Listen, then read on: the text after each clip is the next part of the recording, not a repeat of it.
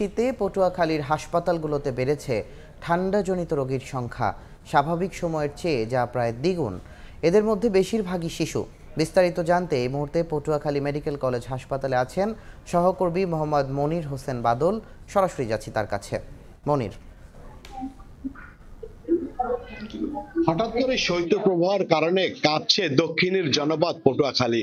সকালবেলা থেকেই ঘন কুয়াশায় ছেয়ে যায় এই উপকূলীয় জেলা পটুয়াখালীতে। আর এই ঘন কুয়াশার কারণে কিন্তু শিশু সহ বৃদ্ধ নানা রোগীর সংখ্যা কিন্তু দিন দিন বেড়েই চলেছে। আমরা আছি পটুয়াখালী মেডিকেল কলেজ হাসপাতালে। এই যে হাসপাতালে দেখতে পাচ্ছেন যে আপনি এই হাসপাতালে যে 40টি বেড রয়েছে, এই 40টি বেডের বিপরীতে কিন্তু আজকে এখানে চিকিৎসা নিচ্ছে 62 জন রোগী। সবচেয়ে বড় সমস্যা হচ্ছে একটি বেডে দুজন শিশু রোগী থাকে এবং দুজন মায়েদের থাকতে হয়। তো একটি বেডে যখন দুজন শিশু থাকে এবং দুজন মা থাকে, তাদের চিকিৎসা নিতে অনেকটাই কষ্টসাধ্য হয়, অনেকটাই কষ্ট পেতে হয়। এবং এ বিষয়ে আমি যে তাদের যে শিশুদের অভিভাবক রয়েছে এবং স্বজনরা রয়েছে তাদের সাথে কথা বলেছি। তারা যে বিষয়টা জানিয়েছে যে তাদের চিকিৎসা নিতে যতটুকু কষ্ট হচ্ছে, তাদের আরো ছোট ছোট বাচ্চারা আরো অসুস্থ হয়ে পড়ছে।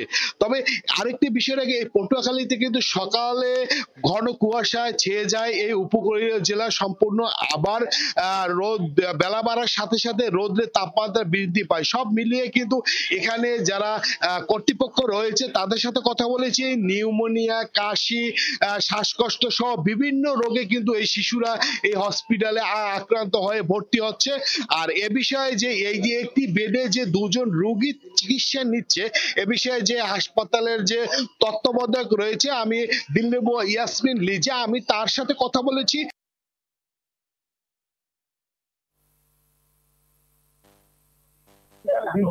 পাবে তখন আর হয়তো দেখা যাচ্ছে এই বেডের সমস্যা হবে না, তখন পর্যাপ্ত পরিমাণ চিকিৎসা সেবা পাবে সাধারণ রোগীরা।